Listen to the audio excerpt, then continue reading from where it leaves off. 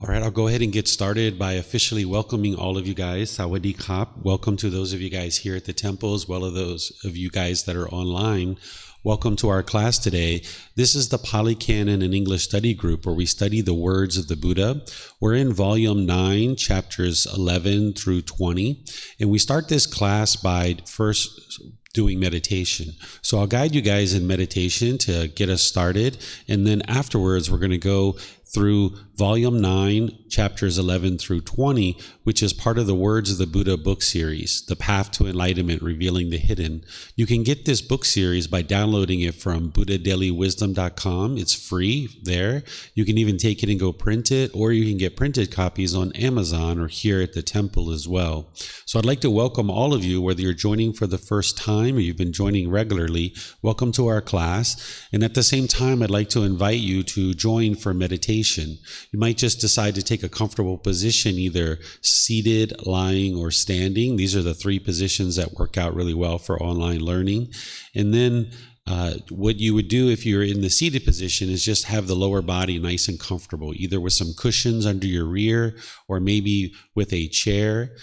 The hands and arms, the Buddha put his right hand over his left with his thumbs together, and he put this into his lap. If this is comfortable, you could use this, but there's other options like putting your palms on your thighs or on your knees or your palms up. Next, you'd like your upper body to be erect. This keeps the mind attentive and alert during the meditation. I'm going to ease into meditation with some chanting in order to help us to get more benefit out of the meditation itself. Then there'll be some guidance for a period of time, and then it'll be completely quiet. We'll all just be meditating together, and then I'll come out of meditation with some chanting as well. So you're welcome to join along, and if you know these chants, you're welcome to join the chanting, and then I'll guide you with some instructions once we get into meditation.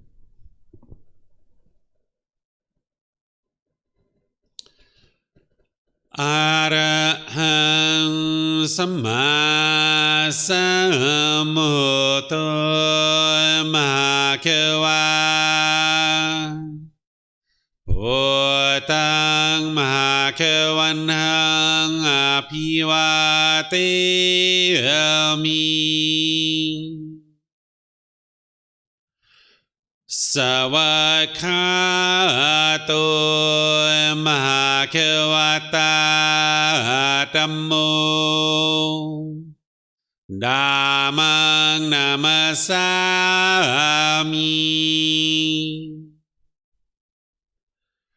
Supatipano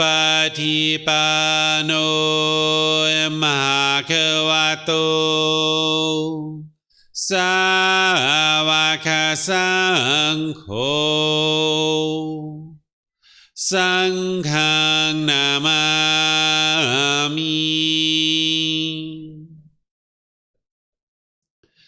Namo Tassa Bhagavato Arahato Samma Sambuddhassa Namo Tassa Bhagavato Arahato Samma Sambuddhassa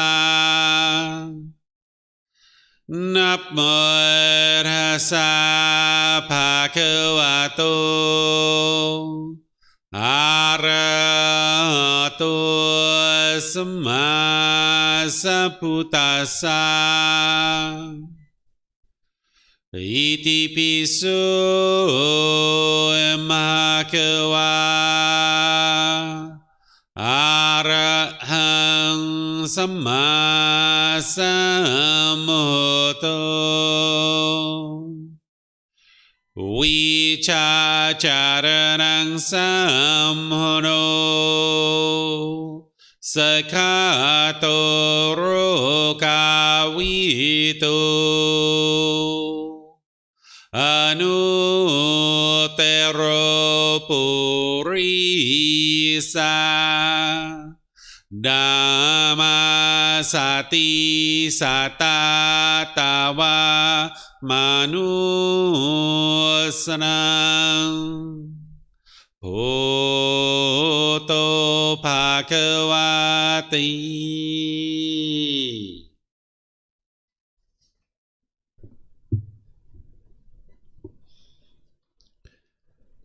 Okay, with the lower body and the hands and arms comfortable, and the upper body erect, just close the eyes and start breathing in through the nose and out through the nose.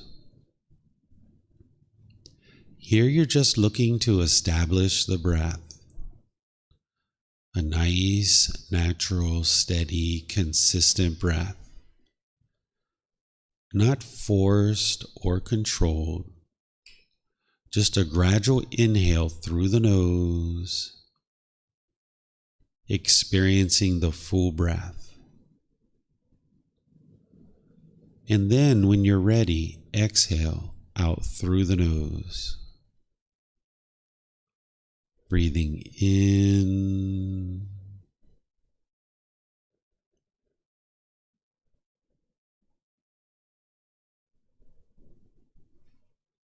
and out.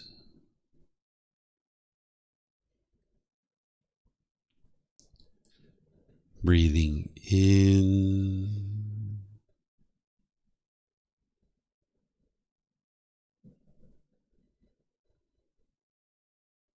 and out.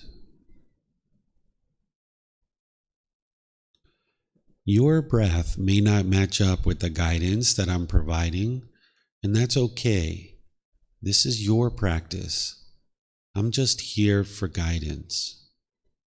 You can use this voice just to remind you, whenever you get to the next inhale, breathe in gradually through the nose, establishing a nice, natural, steady, consistent breath. And then when you're ready, exhale out through the nose. Breathing in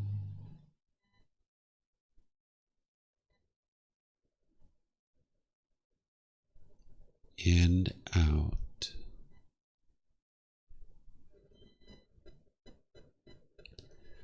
Breathing in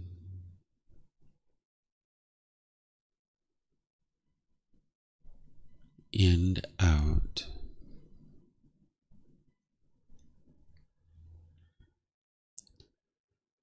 With the breath well established, start fixating the mind on the breath, either the sound of the breath coming into the nose or the sensation of air moving over the skin into the nose.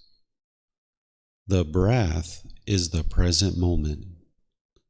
Fixate the mind on the breath, the present moment. Breathing in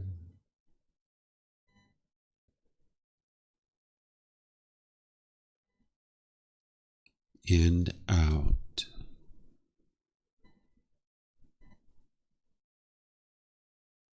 Breathing in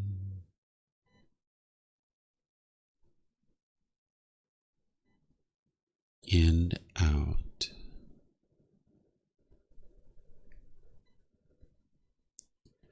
With the mind fixated on the breath, whenever you notice that it moves off the breath, cut that off, let it go, and come back to the breath, the present moment.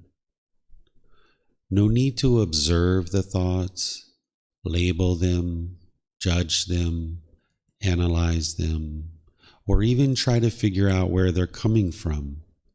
Just wherever you notice that the mind is moved off the breath, cut that off, let it go, and come back to the breath, the present moment. Breathing in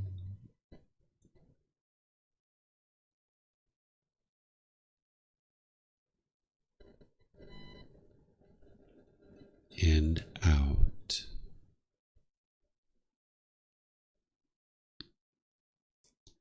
Breathing in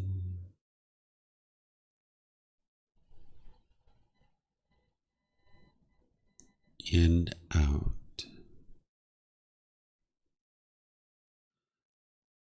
I'm going to be quiet now and let you do this work of focusing on the breath, cutting off and letting go anytime the mind moves off the breath.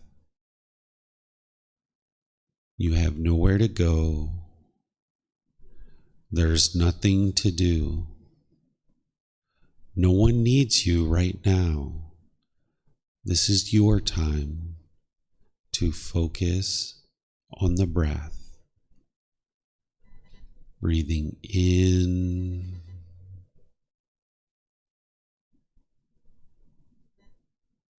and out.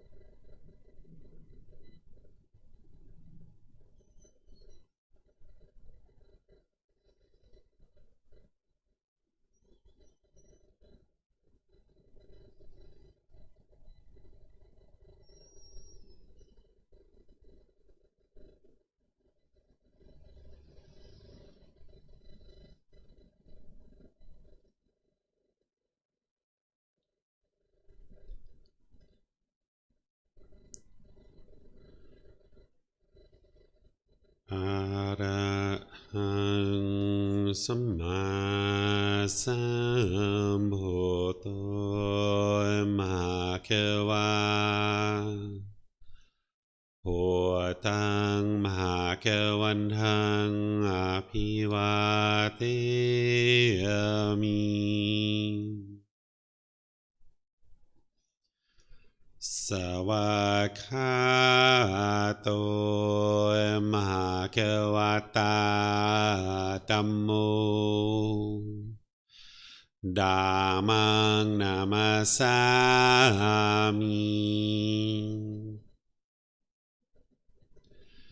Supatipano Mahakavato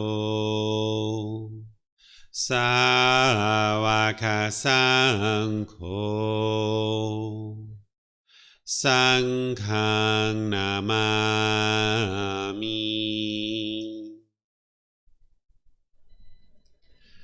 Namo Tassa Bhagavato Arahato Samma Sambuddhassa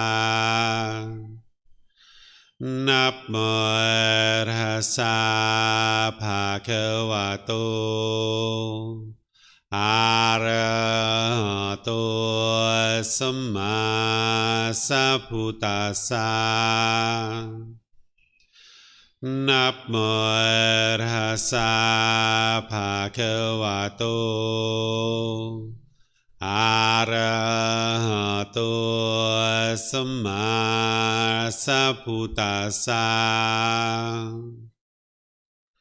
Iti piso Mahakeva Arahang Samma Sambuddho Vichacharanang Samhono Sakhato Rokavito Anutero Purisa Dhamma Sati Satatawa Manusanang Bhoto Bhagavati.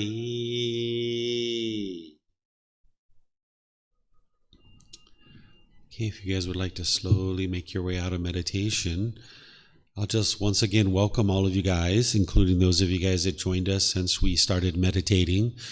Today is our Pali Canon and English study group, and we study the words of the Buddha. We're in volume 9, which is titled The Six Sense Spaces. And we're going to be studying chapters 11 through 20 today. And the way that I do this is, for those of you guys that are here at the temple and those of you guys that are online in Zoom, if you would like to volunteer to read one of the chapters, and these chapters are actually quite small oftentimes, then after a student reads the chapter, then I will share some teachings on that, and then we'll open up to any questions that you guys have, either here at the temple or online. If you're in Facebook, YouTube, or Zoom, you can put your question into the comment section, or if you're in Zoom, you can electronically raise your hand and ask any questions or follow-up questions that you like. So I'm going to go ahead and display the chapters here, and then if there's anyone here at the temple or online that would like to read, you guys are welcome to read. This is a very short chapter to get us started. Is there someone who would like to read this? Sure, go ahead, Cham.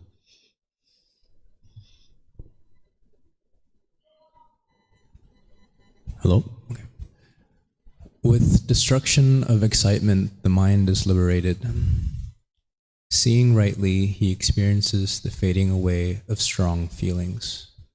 With the destruction of excitement comes destruction of craving. With the destruction of craving comes destruction of excitement. With the destruction of excitement and craving, the mind is said to be well liberated. Okay, thank you, Sham. So let me explain what the Buddha is teaching here, because oftentimes when students see, like, hold on a second, I'm eliminating excitement. Like, what's going on? Like, what is this enlightened mental state that the Buddha is talking about? Well, I share that the enlightened mental state is peaceful, calm, serene, and content with joy. These are unconditioned mental qualities that the mind is experiencing. Where in the unenlightened state, there's conditioned feelings, and there's pleasant feelings, painful feelings, neither painful nor pleasant. And there's some condition that is met in order for those feelings to occur. So maybe your mom calls you up and says she's going to come visit you on the weekend, and you get all excited. Yay, mom's coming to visit. Yay, oh, this is going to be so great. Yeah, mom's coming. So excited, right? That's a conditioned pleasant feeling. That excitement is conditioned upon mom coming. And now when mom chooses to come, the mind gets so excited and so elated. There's a condition that's met. But that condition is not permanent. Mom might call you on Friday or Saturday morning and say, hey, sorry, I can't come. Something came up, or my car's not working, or, I need to go over here and do this. And now you'll be sad, because you allowed the mind to experience that conditioned pleasant feeling of excitement. Now when mom can't come, man, mom's not coming. You feel so sad, or maybe frustrated or irritated or annoyed. So this is what the unenlightened mind is doing, is it's experiencing these conditioned feelings. If this condition is met, this condition is met, this condition is met, this condition is met, then I will be happy, then I will be excited, then I will be elated. But then when those conditions change, and they're not permanent, so they are going to change, now the mind ends up in the painful feelings like sadness, anger, frustration, irritation, annoyance, guilt, shame, fear, stress, anxiety, feelings like this. So what the Buddha is saying is, seeing rightly, he experiences the fading away of strong feelings. This is essentially, if you learn the teachings closely and you train the mind, you will experience this fading away of the strong feelings and eventually get to the elimination of the strong feelings, those conditioned feelings. With the destruction of excitement comes the destruction of craving. So what he's talking about here is that when you notice the conditioned pleasant feeling starting to arise, that you should cut it off and let it go. And if you can eliminate conditioned feelings, then you can eliminate the cravings that are causing it. Because there's cravings in the mind that are causing these conditioned feelings to arise. The craving is the longing, the yearning, the chasing after the objects of your affection. So if mom calls today, maybe you'll be happy and excited. Or if it's sunny outside, maybe you'll be happy and excited. Or if your bank account is whatever amount, you'll be happy and excited. Or if you get that phone call from your friend, or if you get that new job, or if somebody comes to visit you today, if you get a new friend, any number of things that the mind might be wanting, longing, yearning, expecting to occur. And if you get it, you'll get those conditioned pleasant feelings, but they're only temporary. They arise, they change, and they fade away.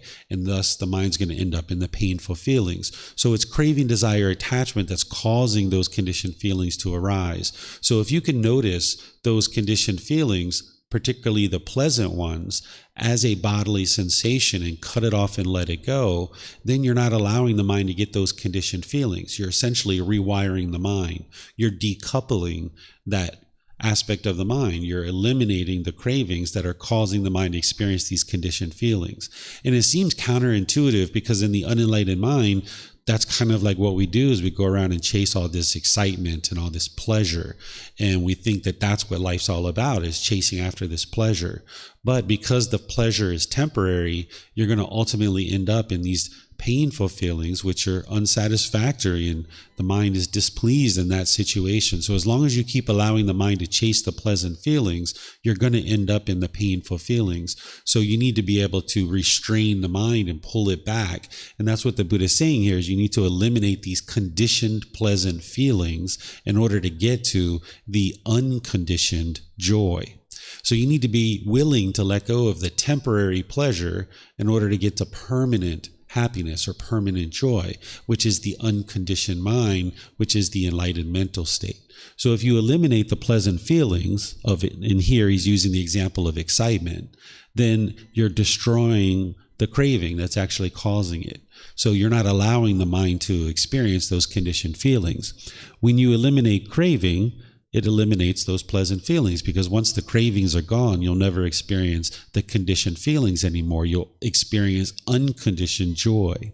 With the destruction of excitement and craving, so with the destruction of conditioned pleasant feelings and the cravings that are causing them, then the mind is said to be well liberated. It's free. Now you can experience peace and joy all the time, because you have unconditioned happiness and unconditioned joy, because you've retrained the mind, you've rewired the mind to no longer experience conditioned feelings. So now you can experience the unconditioned mental qualities of peace, calm, serenity, contentedness, joy. These are feelings that they don't arise, they don't change, and they don't fade away, because they're not based on any condition. They're unconditioned. Okay? So any questions here on this chapter? Yes, sir. Hello. Okay. On the subject of excitement, right? I noticed that when I talk, I usually, if it's for a prolonged period of time, I emote quite a bit. Like there's a lot of dynamics in my voice. There's a lot of facial expressions. And then, but I see, like, if I take you, for example, if you don't mind me saying, you're more like even keeled, and like there are dynamics, but like it's less, and the emoting is less. And I noticed that with other people who are like more advanced in their practice. So is that something that I have to really have an intention behind, of like, okay, I have to try to emote less in the beginning? Or is it okay, can I continue doing that, but also be mindful of the feelings behind the emoting? So I'm not sure how to like calibrate that, basically. Sure. So you do whatever you feel like you would like to do. You know, the Buddha is not trying to create these cookie cutter human beings that do exactly the same things. You do whatever comes natural. But what you would like to do is train your mind to eliminate the craving, desire, attachments. And what you'll notice is that you will have more calmness and more composure in the mind. But there's going to be periods of time, even when your mind's enlightened, where you'll be like, oh, that's great, oh, wonderful. You know, you'll have those kind of experiences. Here at the temple, you know, it's just like, you know, I'm not trying to produce excitement in anybody else's mind, even though I can't, right? It's up to everybody else's craving, desire, attachment. But if I was very animated in the way that I function, then students' minds would become somewhat excited based on their cravings, perhaps. But like when I'm around my son, like if he comes home from school and I'm like, hey, how did it go at school? He's like, oh, it went great. You know, we played football, we did this, we did that. I'm like, oh, that's great. That sounds wonderful. Outstanding. You know, so you just add some words, but you don't have the animation, the exaggeration that we tend to have when we have conditioned feelings. So it's not that you're walking around muted or, kind of mundane like this. That's not what enlightenment is. It's just that you're not going to the extremes of the highs of excitement, and you're not going to the extremes of lows of sadness. Your mind is in the middle, where it's calm, it's steady, it's stable, and you don't have all this animation on either side. You're not experiencing conditioned feelings anymore, so therefore you don't have that animation that comes through. But surely, like, you're going to be smiling, you're going to be pleased, you're going to have joy. You're just not going to the extremes. In your those qualities of mind are unconditioned. So if you notice now that your facial expressions are very animated, or you go to exaggeration, as you eliminate more of your cravings, then you'll notice that the mind will come more to the middle, and you won't have those extremes. You'll be more steady and stable as you do things. So I don't have to specifically, work on that. I just do the work, and maybe I'll find that, there's less emoting naturally. Exactly. When you're eliminating the cravings, then you'll just notice that that animation isn't there anymore. And also you'll start to have such loving kindness and compassion for other beings. And you know that their mind is easily excitable because of their cravings. And if you choose to show this great joy at all times, even though it's inside your mind, there's this great joy in there all the time. But if you choose to display it all the time, it's very easy for other people's minds to become excited because they're easily excitable. And out of loving kindness and compassion for them, if they get to that easily excitable condition, then they're going to go to sadness too. So like even times where like I've left on holiday, or not holiday, but like I go away to teach a retreat for a week or two, and I don't talk to my son, I haven't seen him. If I come home or he picks me up at the airport, it's like, hey Bailan, how are you? He's like, oh, I'm good. I'm like, all right, wonderful. It's not like, dad's home, yay, let's go have fun. You're not trying to get your child all excited like that, because if they get like that when they see you at the airport, then when you're gone, they're going to be missing you and they're going to be sad.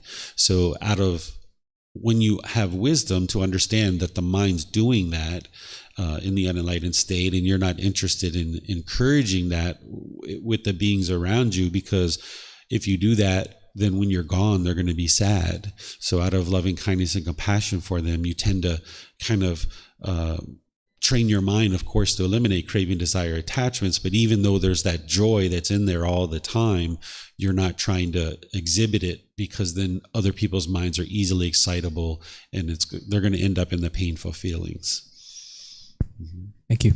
Yeah, you're welcome. All right, I'm not seeing any questions here online, so let's go to the next chapter, which is chapter 12. Is there someone who would like to read this one?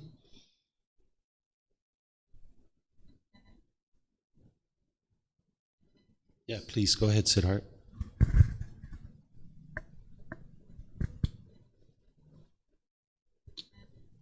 Whatever discontentedness arose in the past, all that arose rooted in craving desire, with craving desire as its source, for craving desire is the root of discontentedness. Whatever discontentedness will arise in the future, all that will arise rooted in craving desire, with craving desire as its source, for craving desire is the root of discontentedness. Whatever discontentedness arises, all that is rooted in craving desire has craving desire as its source, for craving desire is the root of discontentedness. All right, thank you, sir. So here the Buddha is describing that any discontentedness that arises, it's always due to craving, desire, attachment, the longing, the yearning, the wants, the expectations. Of course, we learned that in the Four Noble Truths, in those four simple statements. That's his first beginning teaching to help you have that breakthrough to understanding what's causing these discontent feelings. But here he's just making it utterly clear. Any discontentedness that you or any other being in the world has ever experienced in the past, it's all due to craving, desire, attachment. Any discontentedness in the future that you may experience or any other being may experience, it's all due to craving, desire, attachment. And then any discontentedness that arises now in the present moment, it's all due to craving, desire, attachment. So the happy, excitement, elation, thrill, exhilaration, euphoria, the sadness, anger, frustration, irritation, annoyance, guilt, shame, fear, stress, anxiety, loneliness, boredom, shyness, resentment, jealousy, displeasure, dissatisfaction, any of these feelings and others, it's all being caused by the same exact thing, which is craving, desire, attachment. And this is why you don't need to go out and learn 100 different meditations. There's not one meditation for stress, one meditation for anxiety, one meditation for fear, one meditation for loneliness, because it's all being caused by the same thing. So the Buddha's teachings are very simplified and brought to a very common understanding that breathing mindfulness meditation is helping you to arise mindfulness and concentration and eliminating craving, desire, attachment. This is what we did this morning. And that's why you only need that one and loving kindness meditation to eliminate the craving and eliminate the anger. And then, of course, there's 2 specialized meditations as well. So you don't need to learn 100 different meditations for all these different feelings, because they're all being caused by the same thing. And then that's why generosity, the giving and sharing of more than is strictly required in any given situation, without any expectation of anything in return, sharing your time, effort, energy, and resources, that's helping you to eliminate the craving, because the mind tends to be selfish and hold on. So as your mind is being selfish and holding on, not willing to share, as you give and share with others, this is helping your mind to be trained to let go and not be selfish. So these 2 trainings are helping to eliminate all the discontentedness, along with the other steps on the Eightfold Path. But here he's just making it utterly clear that every ounce of discontentedness is being caused by craving, desire, attachment. So if you've seen this truth through the Four Noble Truths, if you're ever around people that try to blame you for what they're experiencing, you'll know the truth and you can just smile. You know that you're not causing somebody else's mind to be discontent. Sometimes when you have relationships with people off the path to enlightenment, whether it's friends or maybe family like parents or other people around you, they could potentially blame you for making them angry. You're making me angry. You're making me so annoyed, or whatever, something like that. You can know the truth if you've seen the truth in the Four Noble Truths, and you know that you're not causing somebody else to be angry or frustrated. So here, the Buddha is just making it very clear, and you can see that every little bit of discontentedness is being caused by the same exact thing: craving, desire, attachment, wants, expectations, grasping, holding, clinging, the mental longing and strong eagerness, chasing after the objects of your affection. Any questions here on this chapter?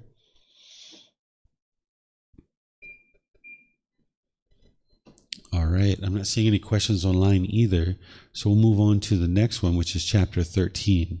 Is there someone that would like to read this one? Sure, go ahead, Koshi.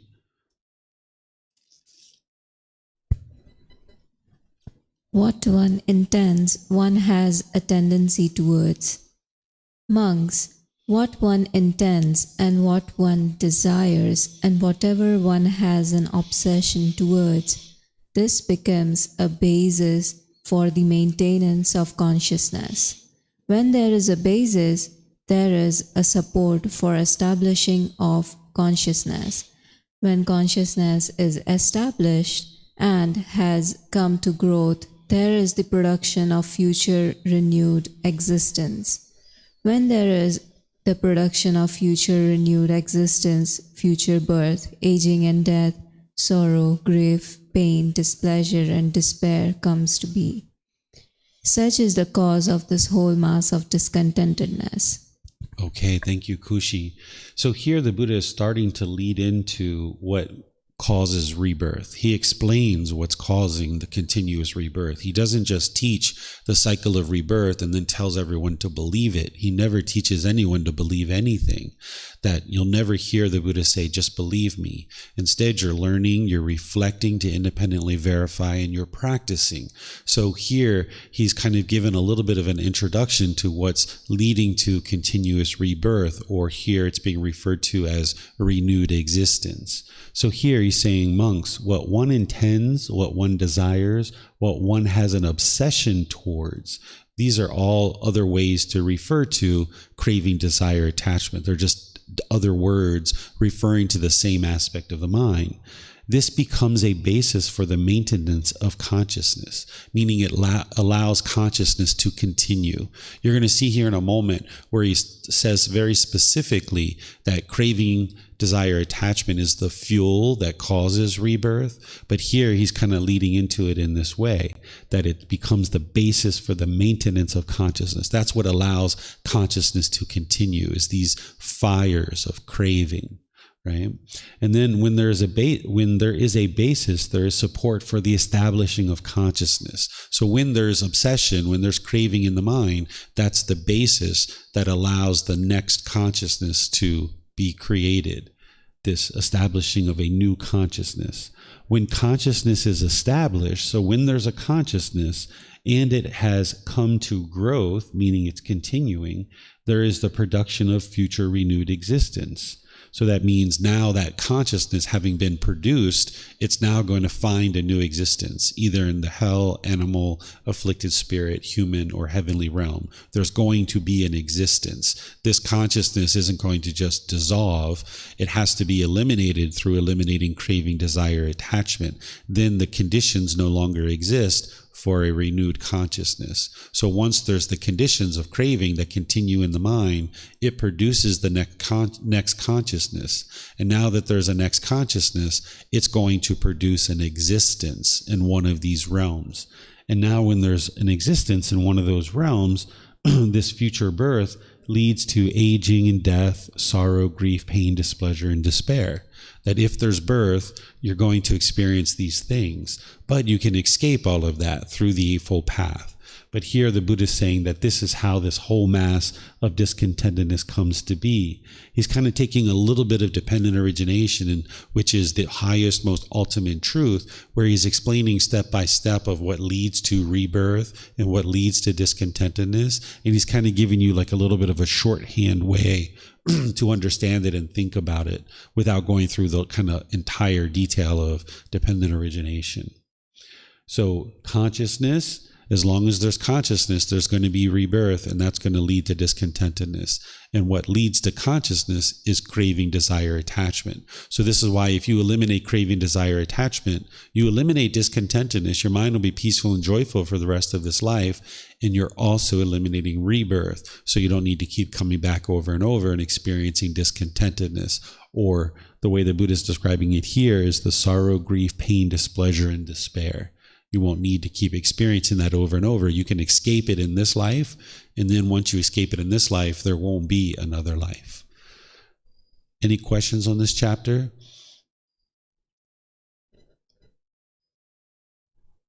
All right, I'm not seeing any questions anywhere, so let's move on to the next one, which is chapter 14. Would someone like to read this?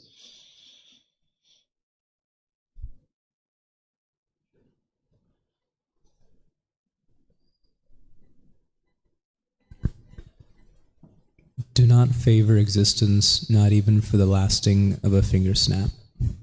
Monks, just as even a small amount of dung has a foul smell, so likewise I do not favor existence, even for an insignificant amount of time, not even for the lasting of a finger snap. Okay, so what the Buddha is sharing here is that being in existence, isn't ideal, that you would like to escape this whole cycle. So existence in any realm, whether it's hell, animal, afflicted spirit, human realm, or heavenly realm, those are all existences. Sometimes people are taught that the ideal goal is to get to heaven and exist in heaven permanently for the rest of your life. But that realm is not permanent. Those beings are still in the cycle of rebirth, experiencing discontentedness. And here the Buddha is explaining that he doesn't favor existence for even a short amount of time, for the length of a finger snap.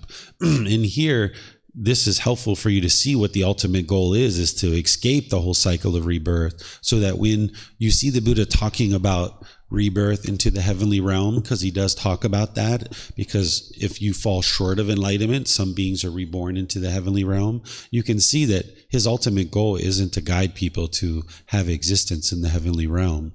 You can see that here in this particular teaching and others. But also where this teaching also comes into play is there's some traditions of teachings that will tell you that the ultimate goal of the Buddhist teachings is to be reborn. They've even created things like the Bodhisattva vows, where you take these vows to say that, okay, I'm not going to get to enlightenment. I'm going to delay my enlightenment so I can keep coming back over and over and over again and helping other people get to enlightenment. This is not what the Buddha taught. It's a false premise that you can't help other people get to enlightenment if you haven't got to enlightenment yourself. It's kind of like, would you be able to teach other people how to drive a car if you've never driven a car? Well, of course not. And if you're interested in learning how to drive a car, you would probably look for someone who's been driving a car for 15 or 20 years and maybe even been teaching for a long period of time too. That you would like to have somebody that has deep wisdom in how to drive a car. You wouldn't be interested in learning how to drive a car from someone who's never driven a car before.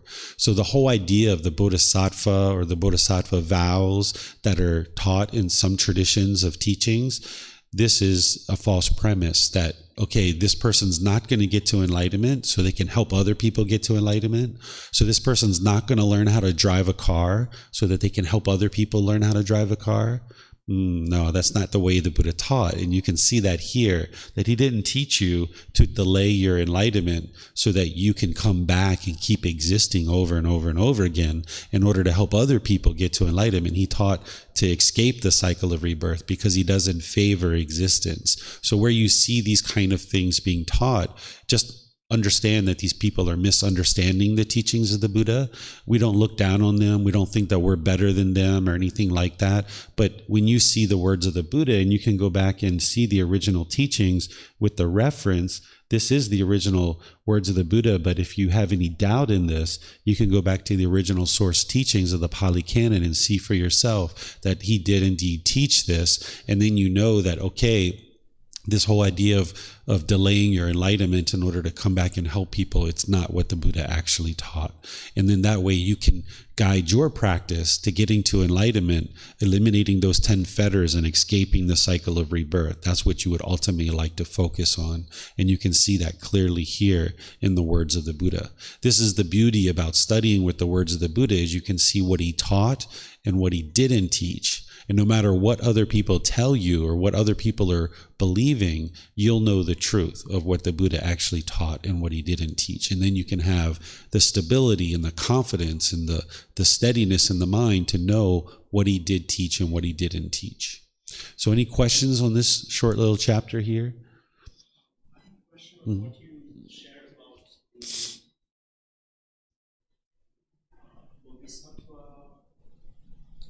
Teaching, where the Bodhisattva teaching is really about on the lines that one does end defilements. They, as I understand, talk about the same defilements, but at the same time, because they are freed from craving and fear, the premise that is put across is that one gets reborn, but one has no craving or fear. And so the rebirth is really just for merit, for kind of loving kindness, and not really for any selfish desire. Mm-hmm. So you can see this being taught different ways in different places because of impermanence, right?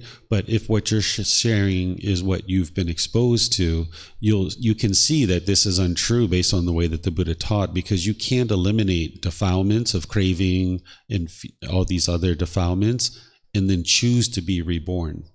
If you've eliminated the craving, then you've eliminated the condition that causes rebirth. So sometimes what I hear with the Bodhisattva thing is, yes, people will say, okay, we're going to get to enlightenment, and then we're going to choose to not be reborn.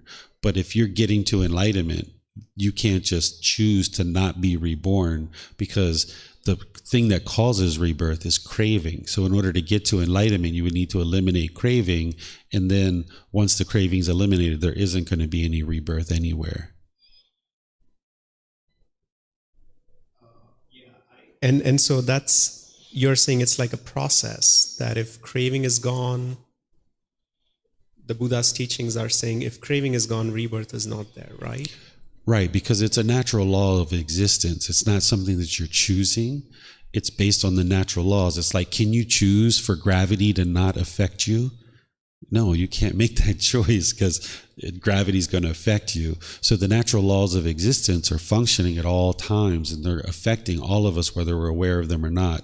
So we're not choosing to not be reborn unless you choose to not get to enlightenment. If you choose to not get to enlightenment and you maintain your cravings, then yes, you're choosing to be reborn, but you can't eliminate craving and then choose to not be reborn. It's not possible for that to occur because it's a universal truth. It's a natural law of existence that's functioning at all times. And if you have eliminated craving, then there won't be any rebirth. Any other questions on this one?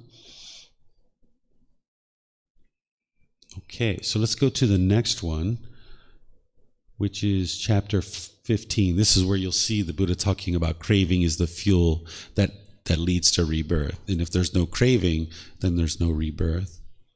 Would someone like to read this?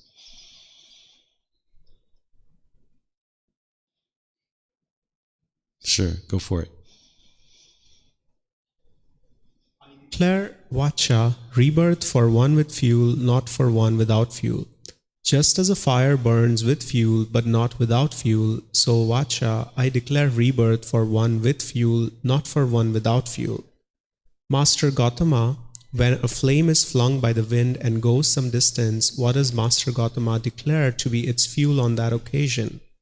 When vacha, a flame is flung by the wind and goes some distance, I declare that it is fueled by the wind, for on that occasion the wind is its fuel.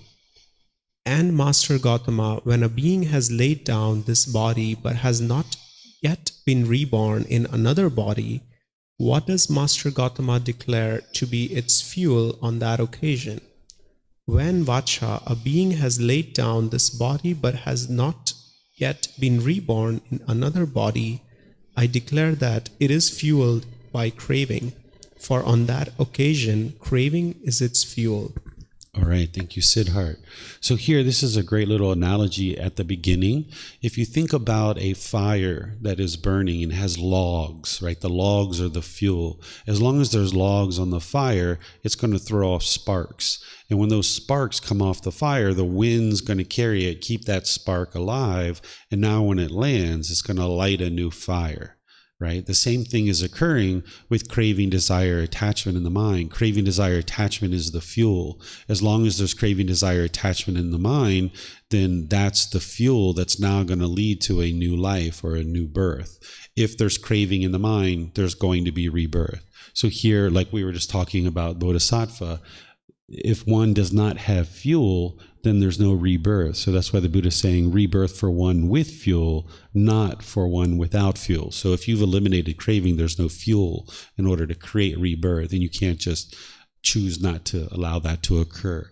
So the Buddha here is explaining it very clearly that craving, and here he's just using the word craving, but we use many different words to explain this: craving, desire, attachment, the longing, the yearning, the wanting, the expecting, the chasing after the objects of your affection. This is how we describe craving. That's what's causing the rebirth. And that's also what's causing the discontentedness as well. So that's why when you eliminate craving, you eliminate discontentedness and you also eliminate rebirth. It's like a 2-for-1 special, right?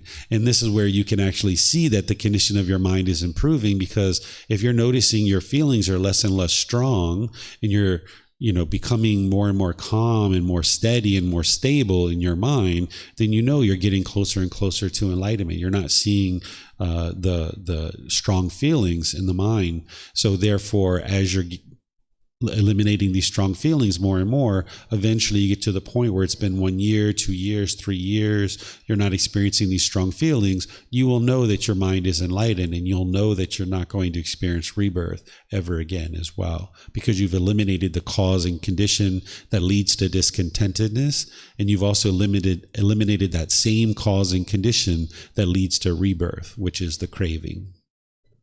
So any questions on this chapter?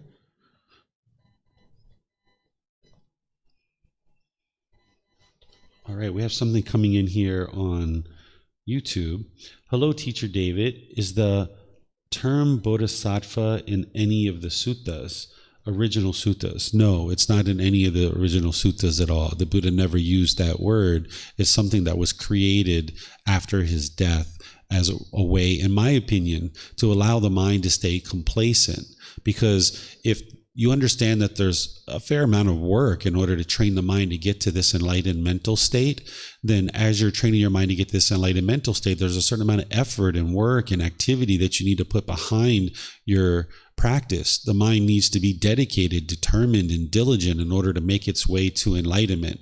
So if somebody is saying, okay, well, I'm going to delay my rebirth, or depending on how you've learned it, what I've seen some people say that I'm going to not get to enlightenment in this life so that I can then help other people get to enlightenment in the next life. And that means basically I'm going to remain complacent in this life so that I can then come back and help other people to get to enlightenment. So depending on how you've been exposed to that, it's not something that the Buddha taught. You won't see it in the suttas unless somebody has decided to look at what's being taught and kind of modify what the Buddha is sharing. But the Buddha didn't share anywhere about being a bodhisattva. He talked about not being enlightened prior to his enlightenment as a Buddha, but he doesn't refer to that as a bodhisattva.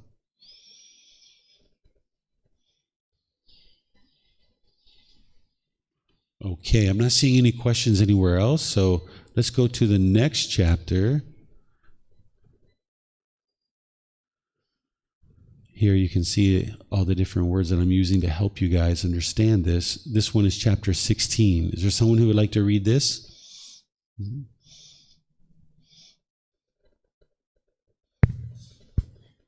With gratification, craving increases. Suppose, monks, a great bonfire was burning, consuming 10, 20, 30 or 40 loads of wood, and a man would cast dry grass, dry cow dung, and dry wood into it from time to time. Thus, sustained by that material, fueled by it, that great bonfire would burn for a very long time. So too, when one lives reflecting on gratification in things that can be clung to, craving increases. With craving as condition, clinging comes to be. With clinging as condition, existence. With existence as condition, birth. With birth as condition, aging and death, sorrow, grief, pain, displeasure, and despair comes to be. Such is the cause of this whole mass of discontentedness. Okay, thank you, Kushi. So here, what the Buddha is describing is the feeding of the craving, like feeding that in the mind.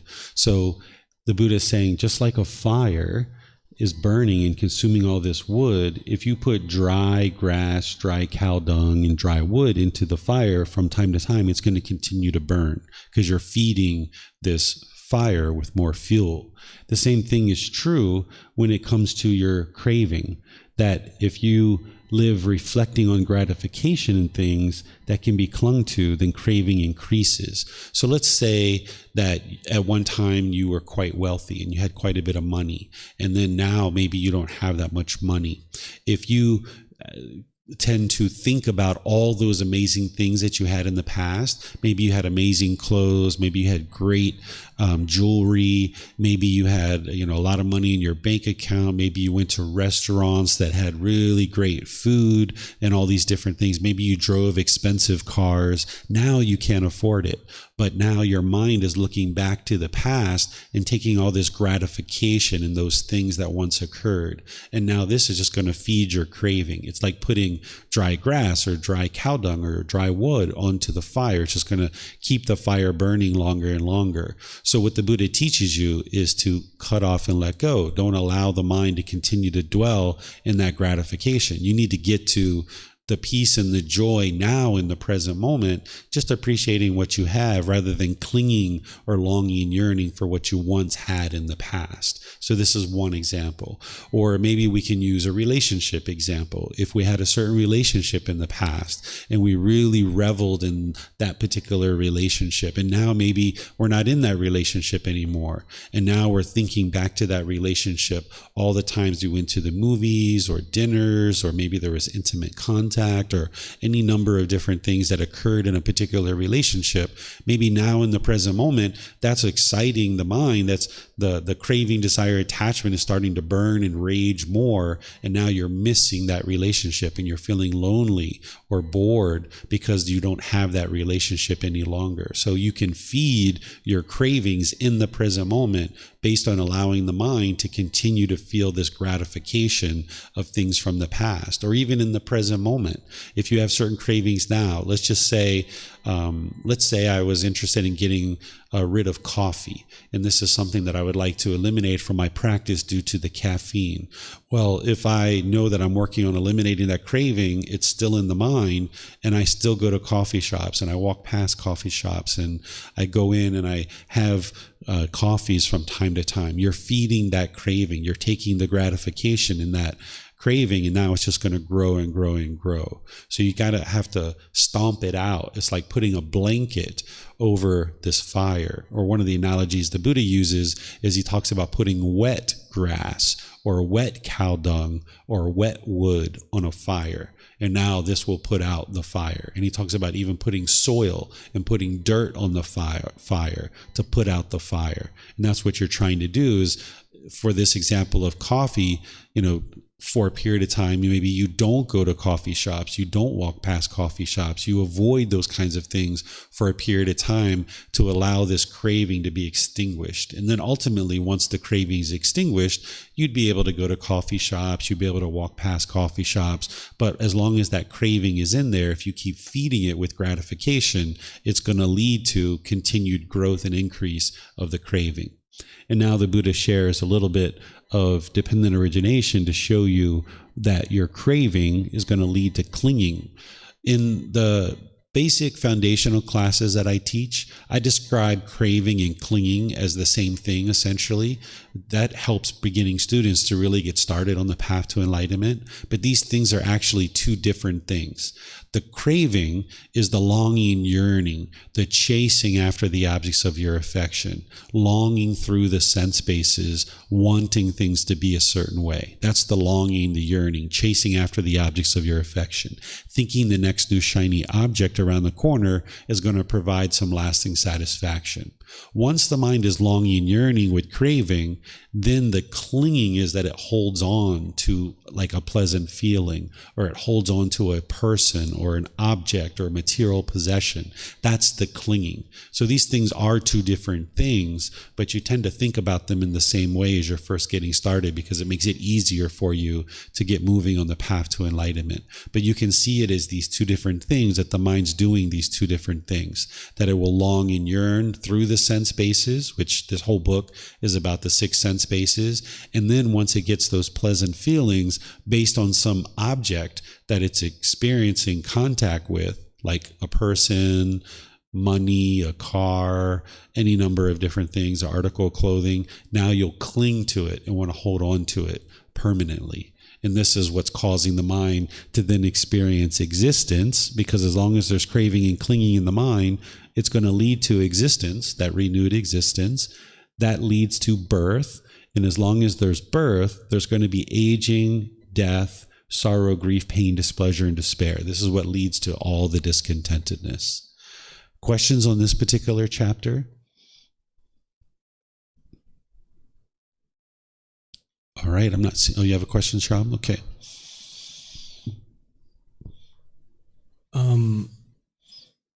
So there seems to be two camps, that at least that I'm aware of.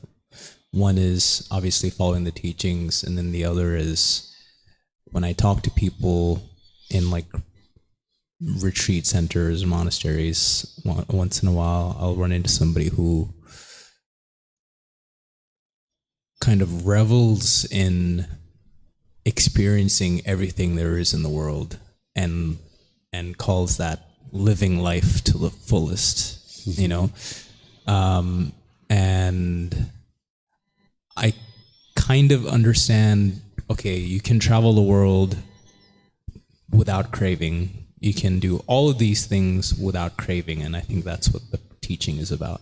But what I have trouble sometimes is when it comes to relationships, that to me, I kind of agree with that other camp of like, that is kind of living life to the fullest to me, is like for me to not be in a relationship, I sometimes feel like I'm missing out on something.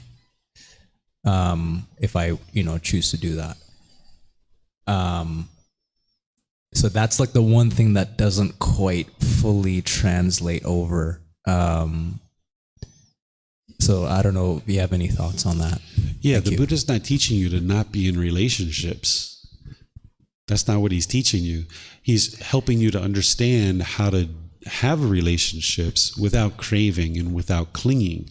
Right now, your mind maybe doesn't understand how to do that because you've only ever had craving and clinging in relationships before.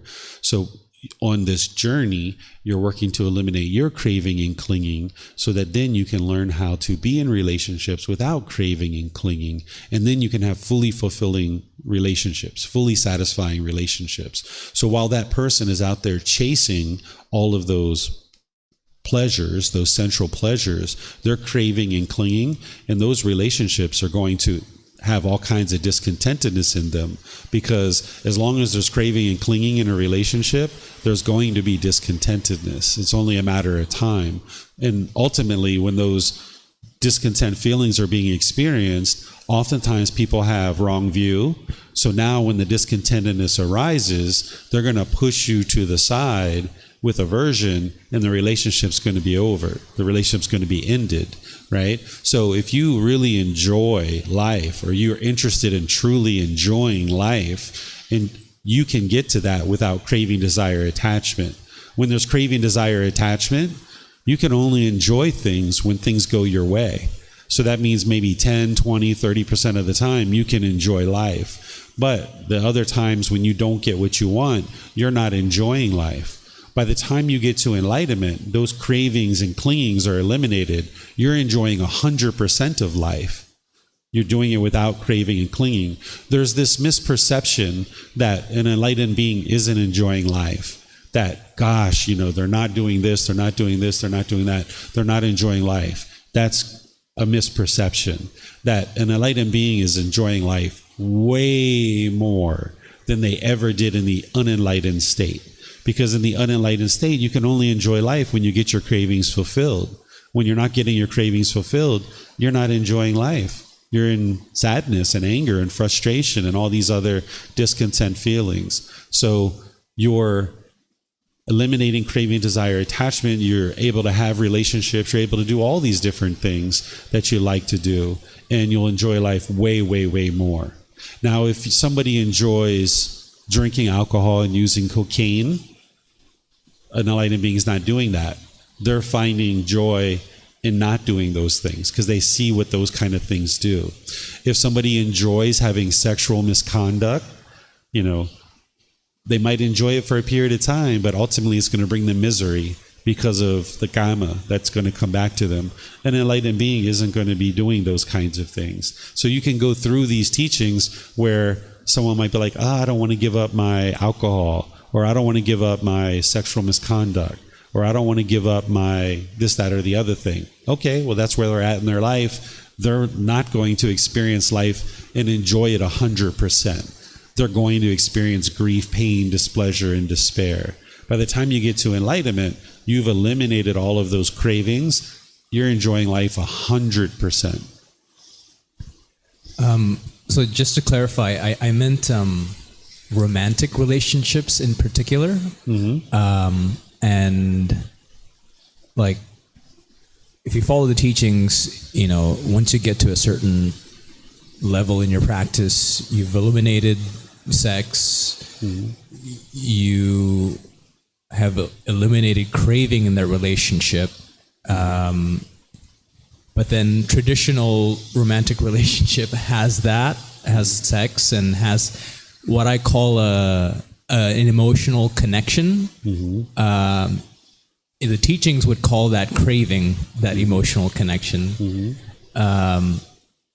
But yeah, that's the part where I feel like I would be, everything else I feel like I wouldn't be missing out on anything. Mm-hmm. But that emotional connection, that particular, I guess you would call it craving, but to me, it doesn't feel like craving. I guess I'm not convinced that it is a craving that in a romantic relationship in particular.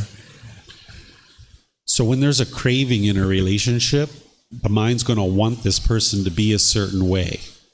Going to expect and crave and long and yearn for this person to be a certain way. And it's only when that person is that way that you'll feel connected. You'll feel like you want this person. But when they don't do things your way, you're not going to enjoy being with them, and the mind will want to push them away. So by the time you eliminate your cravings from your relationships, you can enjoy being with this person and just love them as they are. So like my wife, right? At one time in the past, we had craving and attachment in our relationships, and we had sexual contact. And there were times where we would bitterly argue about one thing or the other, right? Where now we don't have craving and attachment in our relationship. We choose to no longer have sex, and we're completely peaceful and joyful in our relationships. There's still things she does that I don't agree with, but I'm not angry about it, right? Like she does massage, and she has her own career and makes her own money. She's gone off in the last few months, and she's bought this plot of land, and she's developing this land, and she's building a house and doing all these different things. I haven't been involved in any of it. I haven't been to the land. I have no idea where it's even at. I kind of have a general idea, but I don't even know. She's taken other family members there. She's all about enjoying this land and taking other people there and building this property. She's trying to build a retreat center so she can teach yoga and teach Thai massage and things like this. I haven't been involved in any of it. It's all her finances. It's all her whole thing. In the past, I would have been very angry about this. I'm your husband. Why don't you involve me? I should be involved in these types of decisions, blah, blah, blah, blah, blah, blah. It's her life. That's what she would like to do. She would like to do it and build it. Maybe it's her way of feeling confident, and she's able to do things because for so long, she's always kind of followed along with what I do, and I'm the one who does these kinds of things in the past. And now maybe this is her time to stand up on her own 2 feet and feel like she can do these kinds of things. Wonderful. I'm very pleased for her because she's working really hard. She's saving her money. She's using it for those kinds of things. Outstanding. But if I had craving or clinging, I would be very angry that she was doing this, because in the past, that's what I would have experienced. So you can have a wonderful relationship with somebody when there is no craving and clinging. The emotional connection that you're talking about, yes, it's craving, where your minds are locked with each other, right? And now, if this person does something you disagree with, you're going to be angry and you're going to be upset. Ultimately, that relationship's going to come to an end. I mean, all relationships are going to come to an end, but that relationship's going to come to an end with bitterness, hostility, and things like this, because they're not going to be able to do things your way all the time. So as you learn and as you practice and as you learn how to have relationships without attachment, and you start appreciating the peace and the joy in those relationships and see how smooth they are, you may get to the point in this life potentially where you see that with clarity, and you value the peacefulness and joy in the relationships more than this temporary sex that you're having. This sex that you're having, perhaps in a relationship, okay, it feels great for a few hours, a few days, you feel nice, right? But then eventually it fades away, and you're right back to where you began, which is feeling sad or lonely or bored or something like this. Or maybe they go away on a trip for a month or two, and gosh, what are you going to do? You're going to be feeling miserable for that time that you can't have sex with them, right? So you'll start to be able to see more and more like, wow, this peace and joy that's coming into the mind as you start getting more and more glimpses of what enlightenment is like. You'll start valuing that more than that temporary pleasure that you get out of sexual contact. Right now, you can't see that very clearly because you're probably not experiencing many of those peace and joyful qualities of the enlightened mind. But as that starts shining through more and more, you'll start valuing those things more than this temporary pleasure that you get with sex. We did the exact same thing as a child when we were so attached and craving ice cream. We just thought ice cream probably, I don't know in your childhood, but in my childhood, ice cream, chocolate, oh my gosh, this was so wonderful, right? We just thought that we just could never get enough chocolate. We could never get enough ice cream. And a day that had ice cream, we just thought it was the best day in the world, right? And if we got 2 or 3 ice creams in a day, oh my goodness, this was outstanding. But over time, eventually, we realized like, whoa, this ice cream, kind of like messes with the stomach sometimes. You feel kind of lethargic. It's too much sugar. We start to kind of decrease the amount of ice cream that we have, and we don't crave it and cling to it. And we learn that a day without ice cream is fine. We can have just as much joy with the ice cream as without the ice cream. And the same thing happens with sexual contact, is you see that you can have a lot more joy without the sexual contact, because having sexual contact, you're going to ultimately experience agitation and frustration at some point for extended period of time, because there's that burning desire, that longing, that yearning to have sexual contact. So you may end up finding a partner sometime between now and you get to enlightenment, and you guys have a sexual relationship for however many years. And then as you guys both age, you might come to the conclusion like, okay, yeah, we've been there, done that enough times, and we're done with that. Or you may decide to not have a partner and get to enlightenment as a single individual. That's something each person has to sort out for themselves, because one of the ways to extinguish a craving is to fulfill it. And sometimes what you need to do is go have a partner, have a lot of sex, 5 years, 10 years, 20 years, however long it is. You're delaying your enlightenment during that period of time, but if that's what you would like to do, then that's your choice. And then ultimately, by having had all that sex, then you can actually extinguish your craving and ultimately get to enlightenment. But you just got to be careful, because in that 5-year, 20-year time frame, you can really get lost in that kind of thing. So you can do all the other work on the path to enlightenment, like getting rid of the ego and all those other things. You can get to that second stage of enlightenment and have an amazing life, because you're having very little discontentedness. You can get to the point where you've done all the other work, but you're still having sex, which means occasionally you're going to be agitated when you can't have sex. And then ultimately your peace and your joy will be so profound that you'll decide, yeah, I'm going to let go of this sex thing now, because I've been there, done that, had it enough. I've done all the other work. All I need to do is get rid of this one central desire, and my mind will be completely peaceful for the rest of this life. Thank you. Yep, you're welcome.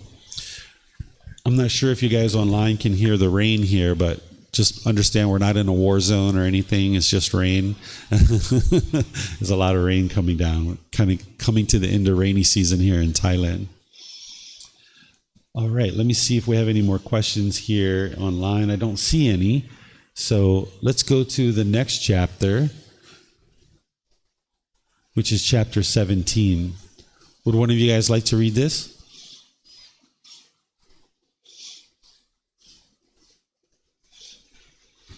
Craving is the basis for coming and going, which is the cause of discontentedness.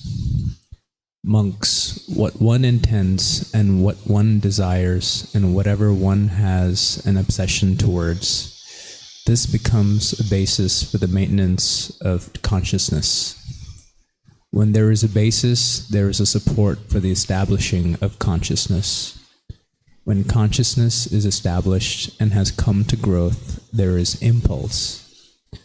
When there is impulse, there is coming and going. When there is coming and going, there is passing away and being reborn.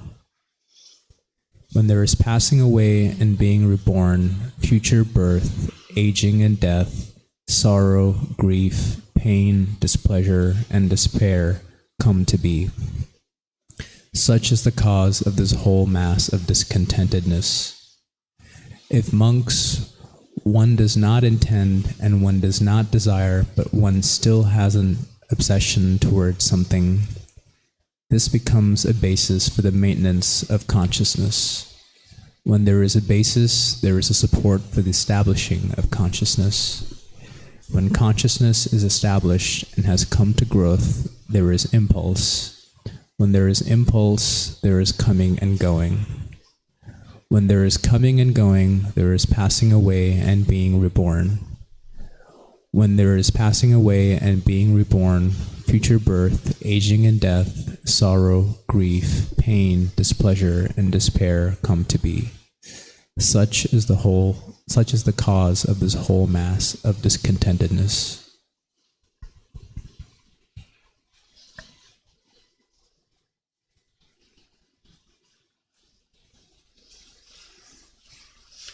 Okay, thank you, Sham. So here the Buddha is focusing in on this craving, desire, attachment, because in the six sense spaces, that's what the six sense spaces are all about, is the mind is craving, longing, yearning through these sense spaces. That's where the craving really is. When we look at the 10 fetters, if you understand all 10 fetters, there's other clinging that goes on among those 10 fetters, but it's really central desire, that fourth fetter, that is the true craving, that central desire. There's also clinging in personal existence view. There's also clinging in doubt and wrong behavior and observances. But in terms of craving, the longing and the yearning, it's through the sense spaces. So it's the fourth fetter of central desire that is explaining that. When there's craving in the mind, there's this maintenance of the consciousness, and for the support of establishing consciousness, what the Buddha is describing here is that ultimately it leads to this impulse where there's this reactive nature in the mind. When you have craving in the mind, you're going to be very reactive. Instead of responding to things, you'll be very reactive in the situations that you experience. One way to say that is impulse. And then when there's this impulse, the Buddha is talking about this coming and going. What he's talking about is like you're never really content in the present moment. You always want to be somewhere else. This is where you're just constantly moving around, going here and there, here and there, here and there. You're never content in the present moment or where you're at. The mind always wants to be somewhere else. You can't just be steady and stable in one spot. You're always kind of on the move, so to speak. So this is what one experiences when there's craving in the mind. And the Buddha is showing this cause and effect relationship between craving, desire, attachment, this consciousness, the impulse, and the coming and going. So if you find yourself, if you find it being very difficult to be in one place in the present moment, and you're constantly wanting to come and go, this is caused by craving, desire, attachment. By the time you fully eliminate craving, desire, attachment, you can be in one spot and be completely content with that. Based on your needs, you might still need to travel and go different places and do different things, but you can still be content in the present moment. There won't be this constant coming and going, which is what the Buddha is explaining here. And he's explaining how this leads to rebirth. By having craving in the mind, there's going to be rebirth. Any questions on this chapter?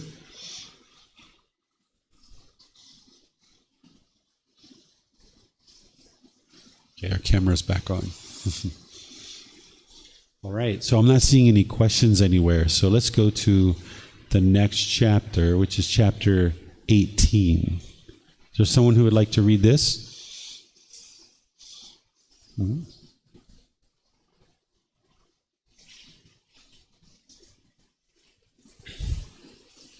For him who clings, there is wavering. For him who does not cling, there is no wavering. Having eliminated wavering, there is calm. Calm being present, there is no bending. Having eliminated bending, there is no coming and going to birth. Having eliminated coming and going, there is no death and rebirth. Having eliminated death and rebirth, there is no here or there, nor anything between the two. This indeed is the end of discontentedness. Okay, so continuing, thank you, Siddharth. Continuing from the last discourse, the Buddha is now showing, okay, for him who clings, there is wavering. For him who does not cling, there is no wavering. What he's talking about wavering here is the mind, the way the mind can waver.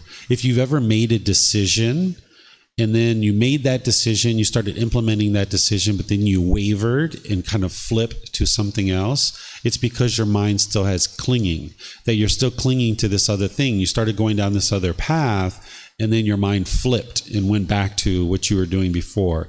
This is very common, like in relationships. If you have a certain relationship, you've had it for a period of time, you realize like, okay, I need to be done with this relationship and I need to move on. And now you start moving away from that relationship and you've decided to move on. But then because of clinging, your mind wavers and you go back to the relationship. This is very common. A lot of us have done this, right? And you might even do this with like a job. If you've ever had a job where you had a certain job, you went out and searched for a new job, you did all kinds of interviews, somebody gave you a job offer, and now you start moving in the direction to go to that job, but now you decide, nope, I'm going to stay at my current job, right? You're kind of clinging to this old job. You're not willing to move on. This is what happens in the mind when there's clinging. The mind's going to waver. It's not going to be able to think through a decision, realize what the wise decision is, and then just move towards that decision. That's what an enlightened being is going to do. They're going to take their time. They're going to think about all the variables. They're going to see what's wise and what's unwise. They're going to make a decision and then move towards that decision. And they're done with whatever's going on here. But when there's clinging, you can't do that. As you're moving towards a certain decision, you might come back to an old decision because there's still clinging there. So that's what the Buddha is explaining here. But when you eliminate wavering, there is calm. Calm being present, there is no bending. So this eliminating of wavering is very helpful, because if you've ever wavered on decisions, which I'm sure we all have at some point, it's uncomfortable to sit there and waver back and forth. Like you're trying to figure out what to do. You start going down this path. You're unsure about yourself. You're unsure if you fully thought it through. And because of the clinging, you go back to what you were doing before. And this becomes very uncomfortable for you to waver back and forth like that. So if you eliminate wavering, and in order to eliminate wavering, you need to eliminate clinging. So if you eliminate clinging, you eliminate wavering. By eliminating wavering, you'll experience this calm in the mind, where the mind can be steady and stable and calm. Calm being present, there is no bending. What the Buddha means by bending is when you kind of like go off the path, where, like, let's just say, for example, let's use a different example. Let's say you use alcohol and you're drinking alcohol and you're deciding, okay, it's wise for me to go away from this alcohol. And now, because of the clinging, you go back to the alcohol. Even though you've walked a week or 2 or 3 away from the alcohol, now because of the clinging, you go back to the alcohol. This is the bending, that you've now essentially done something that's opposite of the path to enlightenment, and it's taking you away from your enlightenment. This is the bending. Having eliminated bending, there is no coming and going, meaning you're not going to experience rebirth. If you can eliminate bending, it means that you're going straight towards enlightenment, and you're eliminating your craving and clinging. Your mind's becoming more and more calm. You're not wavering. You're eliminating the coming and going. You're eliminating the birth, because once you eliminate craving and clinging, you're not going to experience rebirth. And then, having eliminated coming and going, there is no death and rebirth. Having eliminated death and rebirth, there's no here or there, nor anything between the two. This is where you can just be content in the present moment. You don't need something else. You don't want something. You just can be content and peaceful and calm in the present moment. And then he says, this indeed is the end of discontentedness. So if you can get to the point where you're peaceful and calm in the present moment, it's the end of discontentedness. Because if you're in the present moment with craving, then you can't be content in the present moment. You always want something else that's not there. So in the present moment with craving, you're not going to be content, because you're longing, yearning for something you don't have. But if you can eliminate the craving and clinging, you eliminate all these other things. In the present moment, you can be peaceful and joyful. You've eliminated discontentedness. Questions on this one?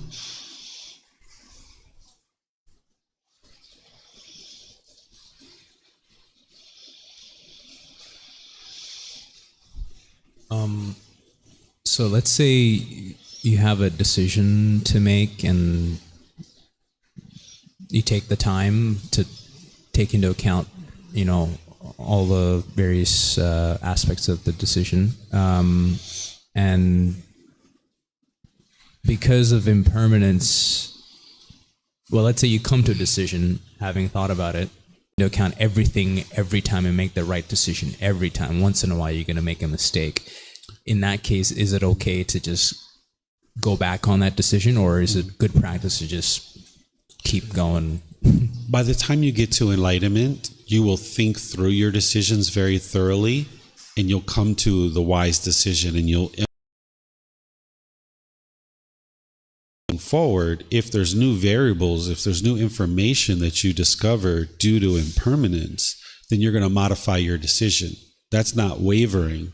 That's due to clinging, right? That's, I've learned some new information. Now let me update my decision to ensure that I'm going down the path of a wise decision.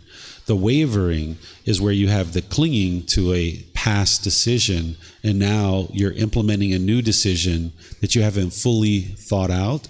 And now because of your clinging, your mind wavers and goes back to the old decision, rather than what we're describing, which is, okay, you've got all the information, you've got all the variables in front of you, you think that through, you make a decision, you walk forward. And now as you're walking forward, an enlightened being isn't going to implement an unwise decision. They're always going to implement a wise decision, but it's based on the variables that they have right in front of them, the information they have in front of them. But if at any time there's an update to that information, they're not going to cling to that decision that they made, even whether it was last week or yesterday or 2 minutes ago. If they get updated information in those 2 minutes, they're not going to cling to that decision. They're going to move on and be able to wavering. But updated information is going to improve your decision ability to make wiser and wiser decisions.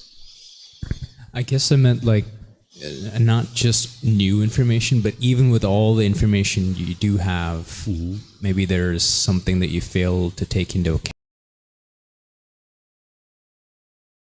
But an enlightened being, I guess, would always make the right decision. Yeah, an enlightened being is not going to make a decision until they have all the information. They're not going to be rushing to hurry up and make a decision. That's what we do in the unenlightened state because of craving. We're trying to hurry up and get to those pleasant feelings. And we think that if we rush and we hurry up and push our decision forward, that we can get to those pleasant feelings quicker.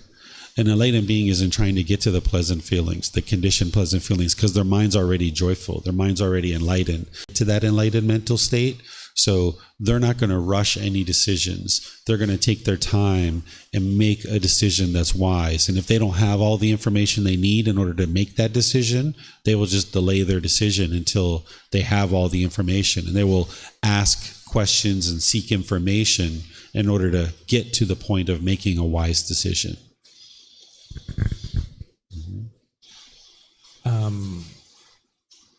Yeah, I think the difference here is that for me, maybe I feel like I'm taking everything into account when making decisions, but maybe I'm not, which is why I feel like I waver.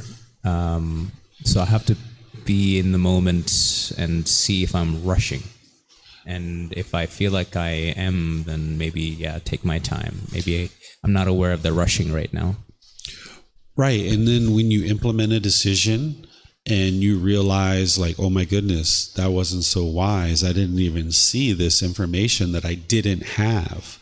I made this decision without that information. That's like being introspective, that now, because there is craving, anger, and ignorance in the mind, you're implementing some decisions that maybe are 50% wise or 80% wise or even 90 or 95% wise. But when you see that 5 or 10% of your blind spot that you didn't see something and you're like, oh my goodness, if I would have saw that earlier, I could have made a better decision and then it wouldn't have gotten this unwholesome result. Now you learn from that. So now being introspective, you're like, okay, well, next time I encounter this thing, I'm going to be sure I investigate that because I didn't see it the first time.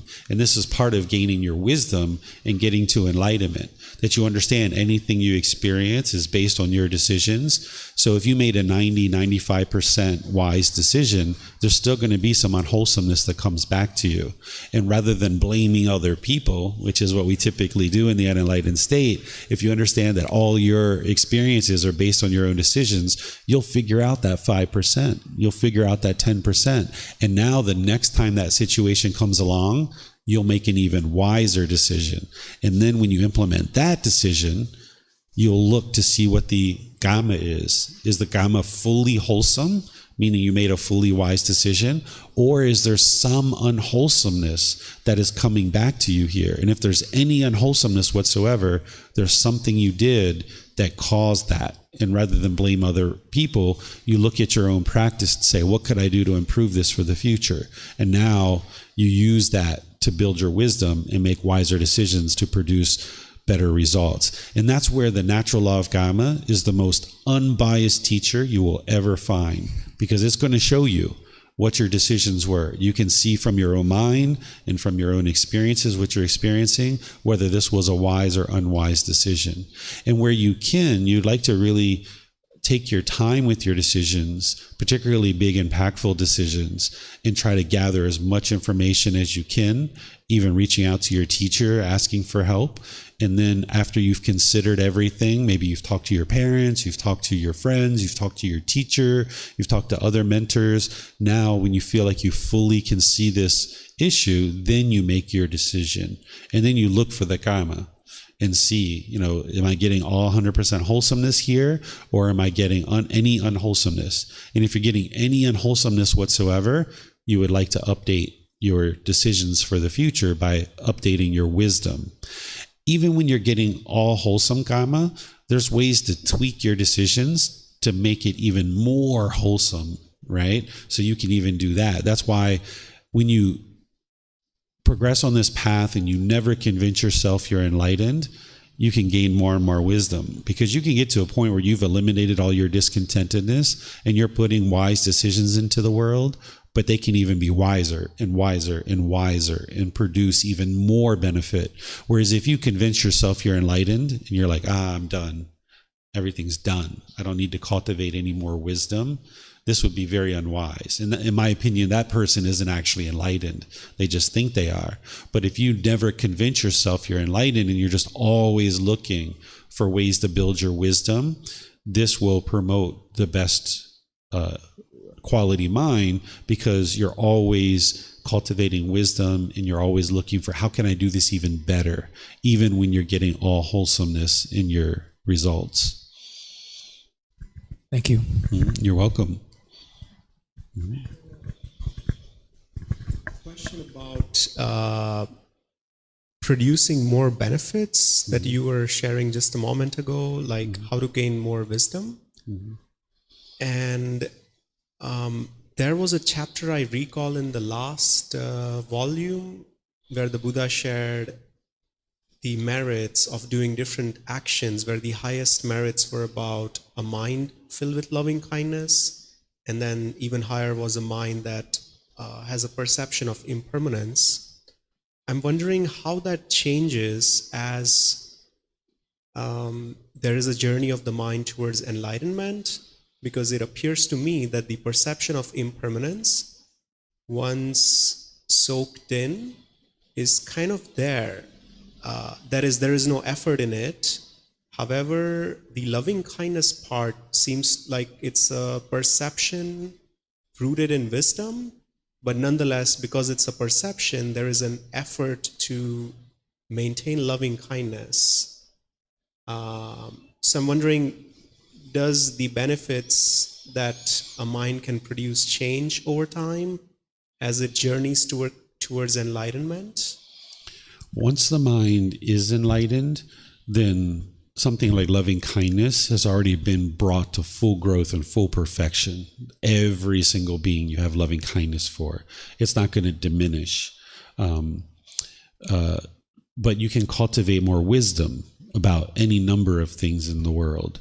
Let's just use an example of like a Buddhist teacher. Let's just say somebody is practicing, they get to enlightenment, and now they decide to start teaching.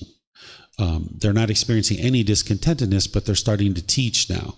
Well, the way they describe the teachings, maybe from their very first discourse to 5 years later, they can tweak the way that they're talking about things in order to make it more and more relatable, more and more effective. So what we see, for example, with the Buddha's Four Noble Truths, even though we say this was his very first teaching, I doubt that the words that we see today are exactly what he said the very first time, because obviously he taught the Four Noble Truths countless times during his life. And I suspect within the first couple of years of teaching, he probably came to a certain conclusion, like, this is how I'm going to present the Four Noble Truths from this point forward.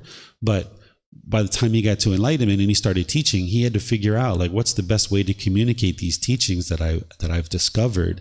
And I suspect that in the first few years of his teaching, he needed to refine the way that he said things in order to see what was the most effective with various students. And the same thing's going to come in play, like, say, like you're an IT professional.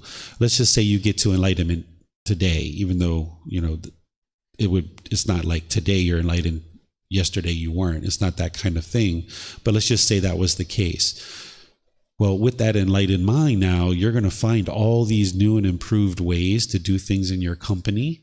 And now over the next 3 months, 6 months, 1 year, 2 years, you'll start refining things in your company more and more and making it more and more effective and more productive, where you're a better and better manager to your employees, you're better and better communicating with your customers and other people like this.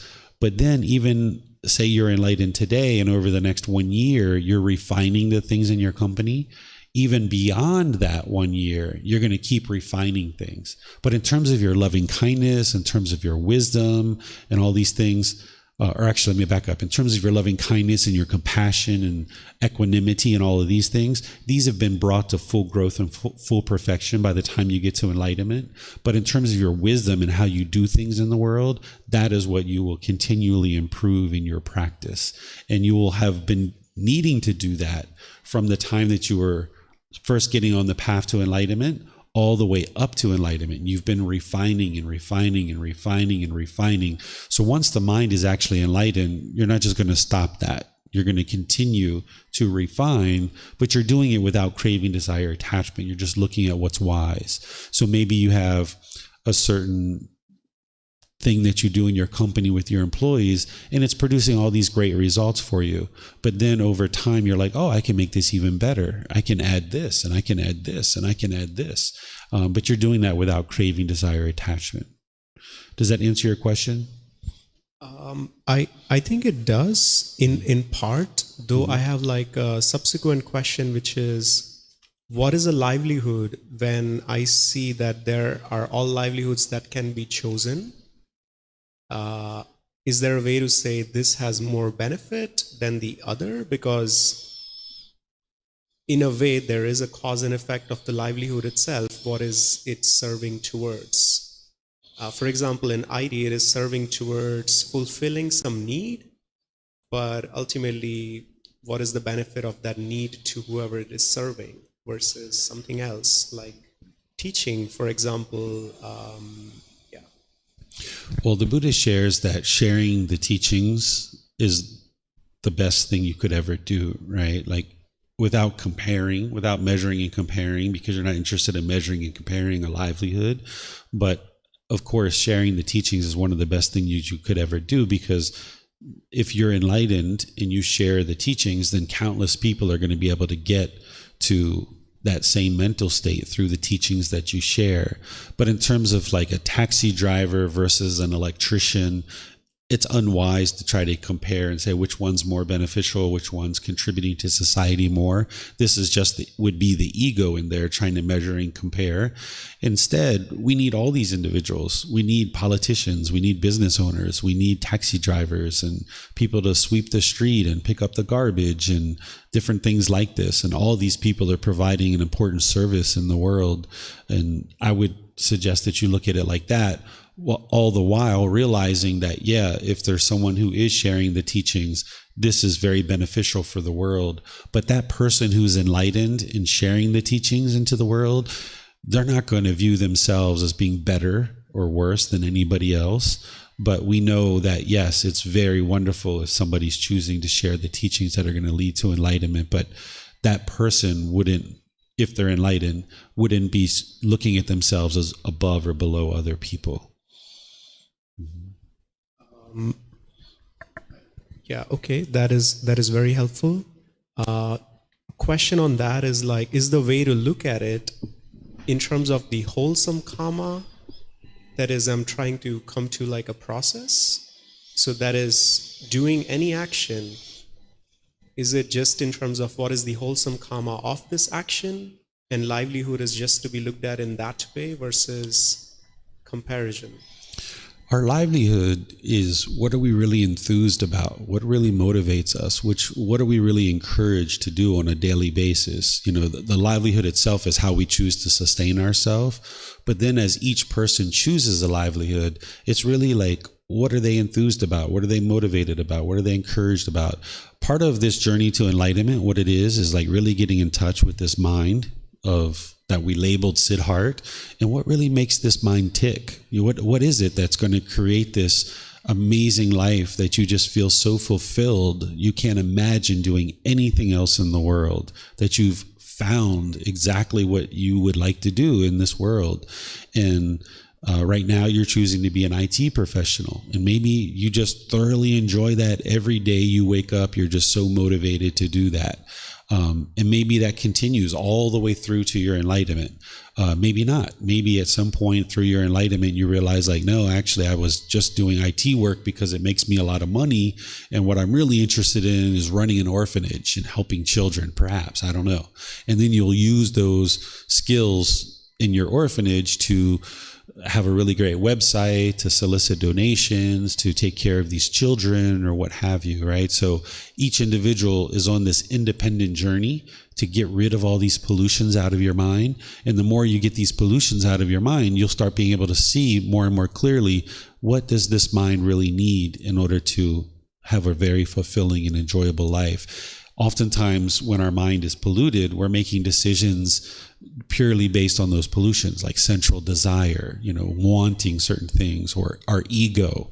We might have a certain amount of ego in there that's motivating our choice of livelihood. But by the time we get all that stuff out of the way on this journey to enlightenment, we'll ultimately come to a livelihood that we're so enthused and motivated about and fulfilled with that we can't imagine doing anything else other than that. And that's what you'll ultimately get to. And you may be at that point with your livelihood now already. Only you will actually know how you feel about that particular livelihood. Thank you. You're welcome. Kind of follow up to that. If you have no craving or desire, then you wouldn't get fulfilled by anything outside of yourself, right? So I don't see myself doing anything if I ever get to enlightenment, looking at it that way. Because I don't feel like I need to do anything, so how does that work? Yeah, so that's where the unenlightened mind doesn't understand oftentimes how to do anything other than based in craving and desire, the longing, yearning. That's all we know, is to chase our longing and yearning. So ultimately, as you're eliminating your craving, desire, attachments, the mind can oftentimes swing over to this other side where the mind's kind of complacent and lethargic and dull, because you don't just start letting go of your cravings and then boom, go right to the middle. That's not how the mind works. It's like a pendulum. It oftentimes overshoots the middle, and you end up kind of feeling dull and lethargic for a period of time. But you need to arise the enlightenment factor of energy, where you have motivation, where you have encouragement, where you have initiative, and you're doing things in life because it's a wise decision. And the enjoyment that's in your mind, it isn't there because of the job you're doing. It's just that you're doing what you've always been interested to do.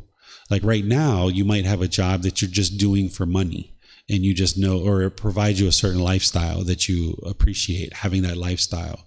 But once you get to a point where maybe the central desire is less, you'll come to an understanding of what is it that I'm really interested in doing in this life. And then you just do that because you enjoy doing that and you enjoy providing that particular thing. It's not based in craving or desire.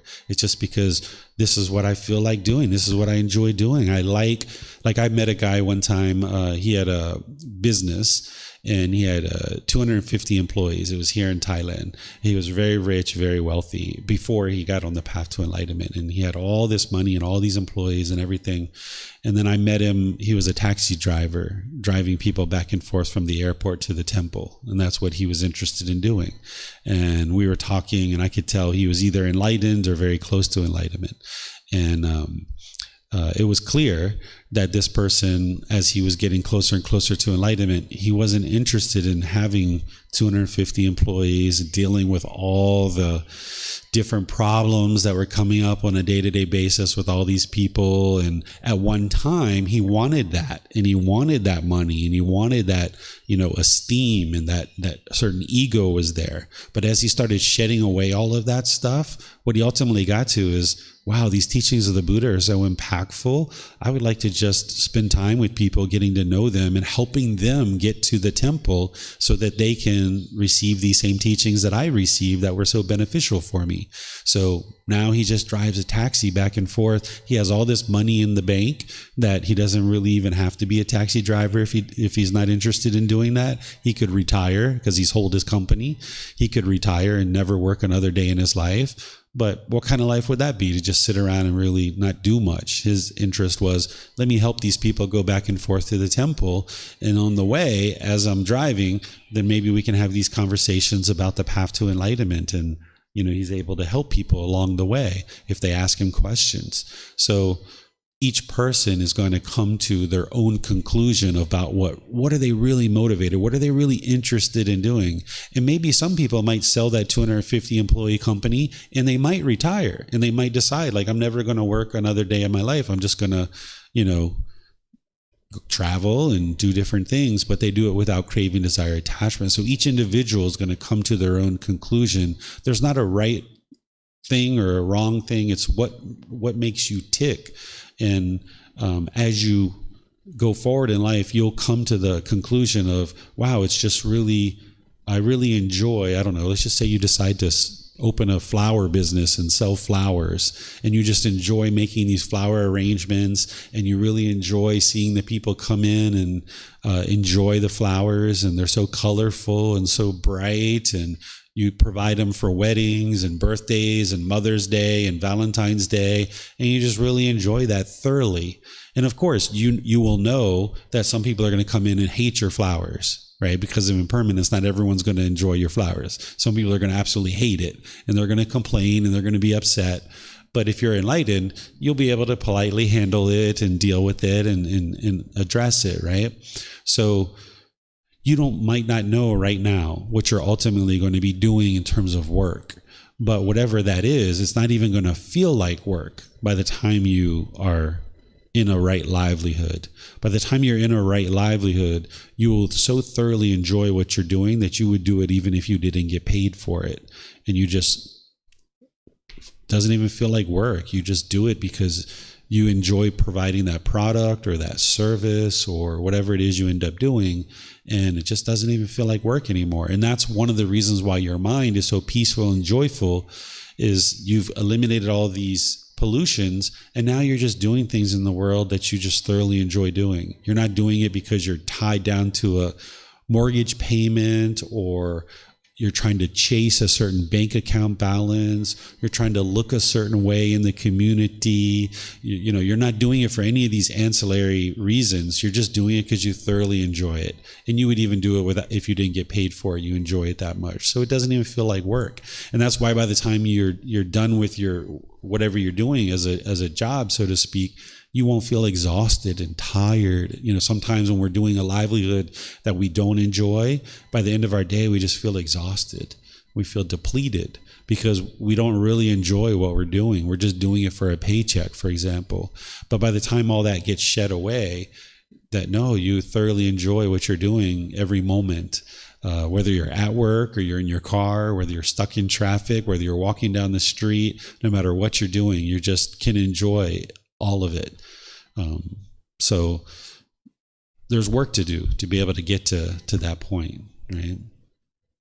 Thank you. Mm-hmm. All right, so let me see if we have any questions here in our platforms. I don't see any questions anywhere. So let's go to the next chapter, which is chapter 19. Someone would like to read this one?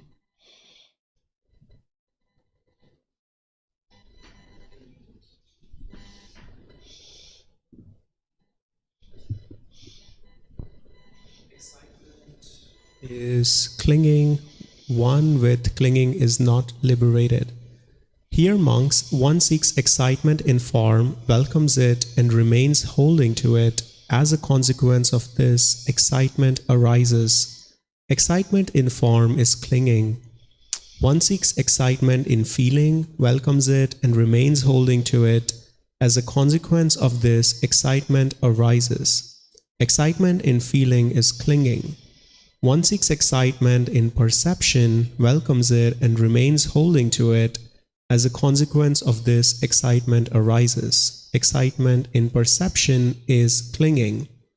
One seeks excitement in volitional formations, choices, or decisions, welcomes it, and remains holding to it. As a consequence of this, excitement arises. Excitement in volitional formations is clinging. One seeks excitement in consciousness, welcomes it, and remains holding to it. As a consequence of this, excitement arises. Excitement in consciousness is clinging. With one's clinging as condition, existence comes to be. With existence as condition, birth. With birth as condition, aging and death. Sorrow, grief, pain, displeasure, and despair come to be. Such is the cause of this whole mass of discontentedness. Okay, thank you, Siddharth. So here the Buddha is helping you to see that there can be clinging to the five aggregates. The five aggregates or five collections or five elements are the things that make this being a living being. We have the physical form, we have the feelings, we have perceptions, volitional formations, which are choices and decisions, and then the consciousness. Because as you learn and you progress on the path to enlightenment, you start to understand, like, yeah, I shouldn't be attached to this carpet or this computer or this mobile phone or this microphone or any of these things around. You understand these things. Like, it's not the object itself, it's the craving and clinging in the mind for this external thing. But one of the things that you might not observe is that there's these things here. There's this physical form, there's certain feelings that you experience, there's certain perceptions that you have, like the views and opinions, the way things seem to be in the world. Then there's certain choices and decisions that you make, and then there's the consciousness itself. So if you cling to any of these five things, then there's clinging, which means there's going to be discontentedness, which means there's going to be rebirth. And that's what he's ultimately getting to. So some examples of clinging to the physical form might be if you're clinging to your youthfulness, or you're clinging for this body to never experience pain.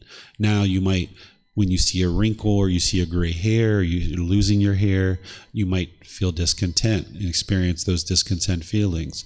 Or if you get a little bit of fat here or there, right? There can be clinging to the physical form. The feelings are certain feelings that arise in your mind. If you've had a pleasant feeling and now you're clinging to that, wanting that to be permanent. Or if you've had a sad feeling, like sometimes when people die in our life, we might grieve, and the mind might think that this grief or this misery is because of love. This isn't true, but oftentimes people think that way. Now they cling to the sadness and they cling to the grief, thinking that if they let go of the sadness and the grief, they're letting go of grandma and grandpa, when in reality that's not true. So if we cling to the feelings, then there's going to be continued discontentedness and continued rebirth. Perceptions, the way things seem in the world. If you have a certain perception about the way things seem in terms of your household life, your family life, political things, news, if you cling to any of your perceptions, this is going to lead to discontentedness. You need to always be looking to get to the truth and not cling to any perceptions. Another way to say this would be to not make assumptions. That an assumption is a perception. An assumption is you don't really know the truth. You're just assuming something. And now if you cling to your assumption, it's going to cause difficulties in your life. And then volitional formations, or your choices and decisions. If you cling to your choices and decisions, like what we were talking about earlier, say you've made a decision, you're walking forward with that decision, but now you get updated information and you don't change your decision, you just keep going because you're clinging to your decision, you're not implementing a fully wise decision. So you're not interested in clinging to your decisions. As you see impermanence affecting your decision, and there's an updated decision that you can make, if you don't cling to your decision, you can then update your decision and make a wiser decision that's going to produce more wholesome results. And then the same thing with the mind. The Buddha is saying, clinging to this mind, this deals with things like personal existence view or the self-identity, certain things that are in the mind. You're not interested in clinging to the mind either. And that will help you get to the complete elimination of discontentedness, because it's this clinging, this craving and clinging that's leading to the discontentedness. And you'd like to eliminate all of that, including any clinging to these 5 aggregates. But then this is the middle way, right? So like, you're not craving and clinging for this body to look a certain way, but then also you're not indifferent and just doing nothing to take care of this body. You're still eating well. You're still maybe exercising a little bit. You're still taking a shower. You're still combing your hair. So this is what we were talking about, where you can't maybe see, well, how can I do something without craving and desire? Because that's kind of like what the unenlightened mind always does, is it craves and desires, and that what motivates a lot of our decisions. If I don't have that stuff, then probably I'm going to be over here where I'm indifferent and I could care less. And this is a good example where you can see, well, if I didn't cling to the physical body, that's good, because I won't be discontent when it gets wrinkles or gray hair or fat or whatever. But if I allowed the mind to go over here to indifference, where I never took care of the body, that would be unwise too. So what you'd like to get to is this middle way where you choose to eat well. You choose to brush your teeth. You choose to comb your hair. You choose to maybe eat some good food, exercise occasionally, and things like this. This is wise. So you do these things because they're wise decisions, not because you're trying to be perceived in the world a certain way. That's what the craving and clinging is going to do, right? So living on either side of this isn't going to promote beneficial results or wholesome results, but being in the middle where you make wise decisions about this physical body is what will produce the wholesome results. And that's where you can get to more and more, where you just understand what's wise and you choose to do that because it's the wise thing to do, rather than craving it or rather than being indifferent. Questions on this chapter?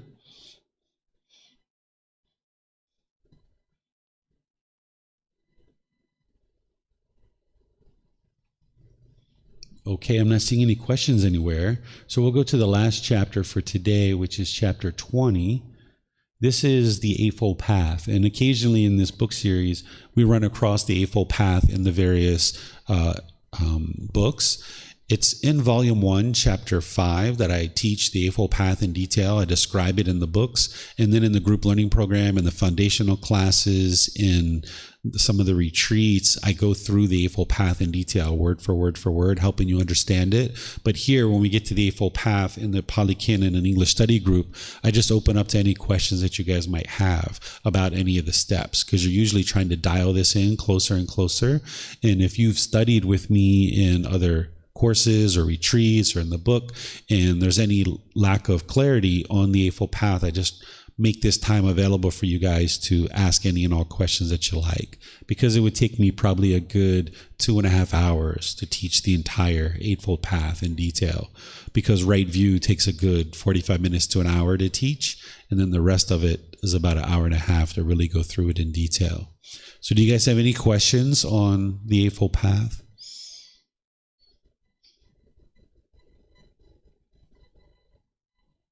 No? Okay.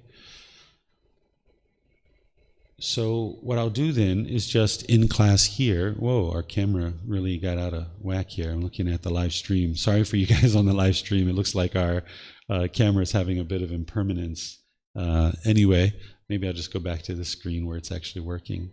Oh, it's frozen there too.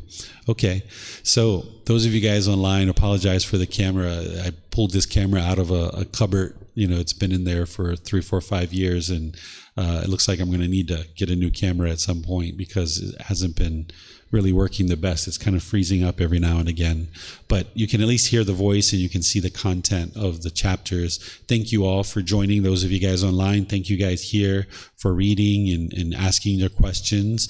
Next week, we're going to be in the same volume 9, the 6 sense bases, and we're going to be in the next 10 chapters. So it's going to be chapters 21 through 30. So you can read those ahead of time if you like. And then that way, if you have questions, you can come to class. We can study as a group and then get any answers to the questions that you like. Same thing for those of you guys online. You can be studying these as well by downloading the books, by taking them to go print them, or by purchasing them through Amazon. And then tomorrow in our group learning program, I'm going to be teaching the middle way. This is volume 1, chapter 6. It's a very simple, very basic teaching, but it's very impactful that once you understand what the middle way is, you can apply it to many facets of your life and your life practice, and you can really experience a lot of results with this very simple and very basic teaching. And then on Wednesday, I'm going to be teaching the third part of a 4-part series where I'm teaching students Buddhist chanting. So you guys are welcome to attend either here live at the temple, either live when I teach online from home, or if you would like to listen to the recording after the class, that's in Facebook, YouTube, or on the podcast. So thank you all for joining. I appreciate your time and your dedication to learn the teachings of the Buddha. We'll see you guys in one of these future classes. Have a very lovely and wonderful rest of your day. Sawadee khap. Sawadee khap.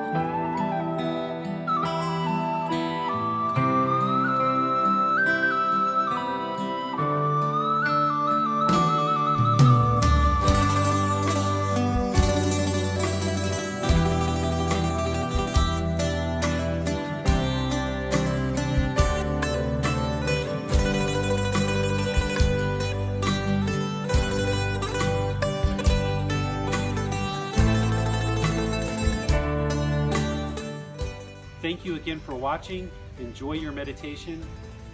Look forward to seeing you online and answering any questions that you might have. Thank you so much.